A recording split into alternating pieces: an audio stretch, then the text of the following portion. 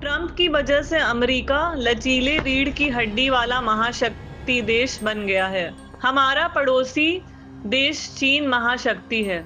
विमर्श न्यूज ने चीन के विजय दिवस के समारोह यानी विक्ट्री परेड का वीडियो जारी किया था। इस वीडियो में चीन की सैनिक प्रभुसत्ता का जिक्र हुआ था। विक्ट्री परेड में चीन की ताकत का प्रदर्शन किया गया था। उधर चीन अपनी प्रभुता के प्रदर्शन में है और इधर भारत का सारा ध्यान अपनी आर्थिक ताकत और संप्रभुता पर है। देखना जारी रखिए और वीडियो को शेयर अवश्य कीजिए। अमेरिका भी और चीन भी दोनों का निहित स्वार्थ भारत को एक पायदान नीचे रखने और दिखलाने में है। चीन के साथ जब हम दोस्ती बढ़ाते हैं तो इससे बहुत अधिक भरोसेजनक परिस्थिति में नहीं जाते हैं। भारत का प्रिय और विश्वसनीय मित्र जितना रूस देश था, दूसरा कोई नहीं हो सका। रूस हथियारों के मामले में विश्वसनीय सहयोगी देश था, परंतु अब हथियार की सप्लाई में भी देरी हो रही है। S-400 मिसाइल सप्लाई में भी रूस की तरफ से देरी हो रही है। रूस से एक विमान और GE विमान के इंजन को खरीद पाने में भी देरी हो रही है। 5वीं पीढ़ी के विमान में एक है शटल क्षमता वाले विमान। रक्षा विशेषज्ञ मानते हैं कि रूस से इन विमान की पूरी स्क्वाड मंगाई जा सकती है और इसकी प्रौद्योगिकी भी रूस हमें दे, इसकी शर्त लगाई जा सकती है। चीन अगर भारत को मदद करता भी है तो यह नहीं कह सकते कि भारत को दूसरे दर्जे पर रखने की उसकी कोशिश कमजोर पड़ रही है। चीन और अमेरिका दोनों में ही एक बात है कि दोनों ही देश भारत को दूसरे दर्जे पर रखना चाहते हैं। भारत को अपने बाजार की तलाश है। चीन भारत का मुख्य प्रतिस्पर्धी है। भारत के निर्यात में सबसे अधिक अमेरिका की ओर जाता है, परंतु उसका मतलब यह नहीं कि इस निर्यात पर भारत की अर्थव्यवस्था का बहुत अधिक कुछ निर्भर है। सबसे पहले यह देखें कि ट्रंप के चलते निर्यात में जो दिक्कत हो रही है वह अगर 1 साल तक कायम रहा तो GDP यानी सकल घरेलू उत्पाद पर कैसा असर पड़ेगा। एक बात को गांठ बांध कर रखना चाहिए कि भारत बहुत बड़ी आबादी वाला देश है और इसके उत्पादन विविधतापूर्ण है।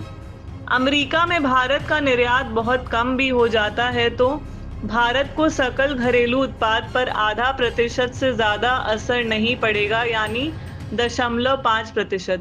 रक्षा मामले में और आर्थिक मामले में भारत कहाँ है और किधर जाना है, इस विषय पर बने इस वीडियो को अंत तक जरूर देखिए। साथ साथ प्रोग्राम को शेयर भी जरूर कीजिए। अमेरिका का अपना संकट भी बढ़ेगा और चीन को भी यह महंगा पड़ेगा। इस समय अमेरिका और चीन के पीछे रह गए विषय पर ध्यान देने की जगह पर संभावना की तरफ ध्यान देना है। भारत पूरे देश के आंकड़ों के दम पर घरेलू उत्पाद में किसी नए गतिरोध में चला जा सकता था। इस पूरी बात को इस वीडियो के माध्यम से समझ सकते हैं, इसलिए अंत तक वीडियो पर बने रहिए। भारत के विकास दर को लेकर फिर से डर पैदा हुआ है।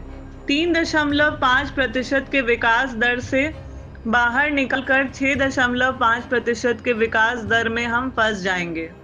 भारत 2023-24 में 9.24% विकास दर पर चला गया था। अगले साल गिर करके 6.5% पर आ गया। 2 वर्षों का औसत 7.6% होता है, परंतु इस साल के आरंभ में विकास दर फिर से ऊंचा चला गया। और अब यह बात समझ में आ रही है कि अमेरिका अपना टैरिफ कम नहीं भी करता है तब भी भारत का विकास दर दोबारा 6.5% के स्तर पर नीचे नहीं जाएगा, यह ऊपर ही रहेगा। भारत विकास दर के मामले में नहीं बल्कि विकास में अपनी गरीब आबादी को जोड़ने के मामले में पीछे रहा है।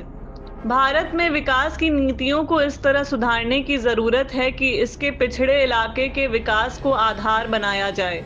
अपने विकसित इलाके की बदौलत दुनिया में भारत जहां भी हो सकता है वहां है। ऐसे मोड़ पर यह देश गतिरोध में रुका नहीं रह सकता। आर्थिक मामलों में भारत को अपनी स्ट्रैटेजी यह बनानी ही होगी कि इक्विटी के साथ ही विकास हो सके और विकास तथा रोजगार का सीधा संबंध रहे। भारत में वास्तविक विकास और अंतर्राष्ट्रीय संबंधों में भारत का अपना स्वायत्त रास्ता ही महत्वपूर्ण होगा। अर्थव्यवस्था में और रक्षा मामले में दोनों में स्वदेशी का महत्व बढ़ेगा, तभी हम अपने देश की जनता की जरूरत और देश के विकास दोनों पर फोकस कर सकेंगे। हमेशा ही एक टर्निंग पॉइंट बनता है, मंथन का बिंदु बनता है। भारत आज फिर से एक चौराहे पर है। ऐसे समय में भारत स्वदेशी आकाश मिसाइल की सफलता पर बहुत अधिक अपनी पीठ थपथपा सकता है।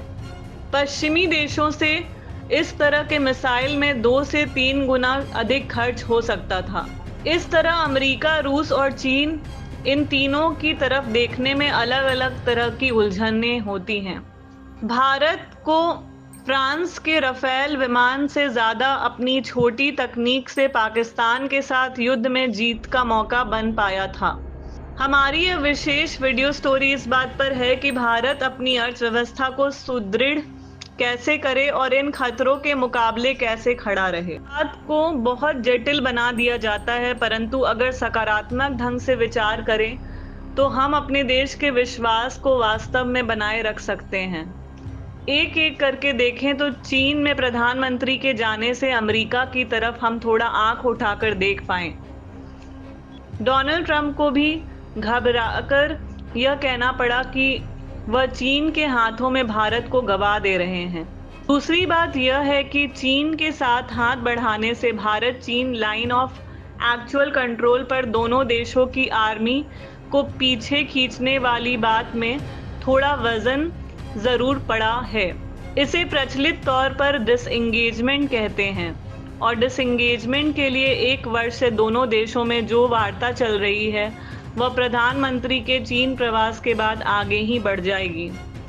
भारतीय प्रधानमंत्री के चीन जाने से एक और मैसेज आया कि भारत अपनी विदेश नीति वॉशिंगटन जाकर के या अमेरिका के गोद में बैठ करके नहीं बनाता। चीन जाकर के भारत ने अपने देश की जनता को भी संभावित कुछ हद तक यह संदेश दिया है कि भारत झुकने के लिए तैयार नहीं है।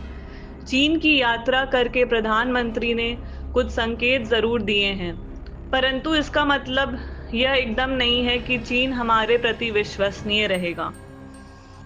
पिछले युद्ध में चीन ने मौके पर पाकिस्तान को हथियार दिया, इंटेलिजेंस की सूचना दी और स्ट्रैटेजी बनाने में सीधी मदद भी दी। रक्षा विशेषज्ञ यह समझ रहे हैं कि 5वीं पीढ़ी का विमान चीन अब पाकिस्तान को देगा, जिसमें J-35A शटल क्षमता हो। देखते रहिए विमर्श न्यूज चैनल को सब्सक्राइब जरूर कीजिए।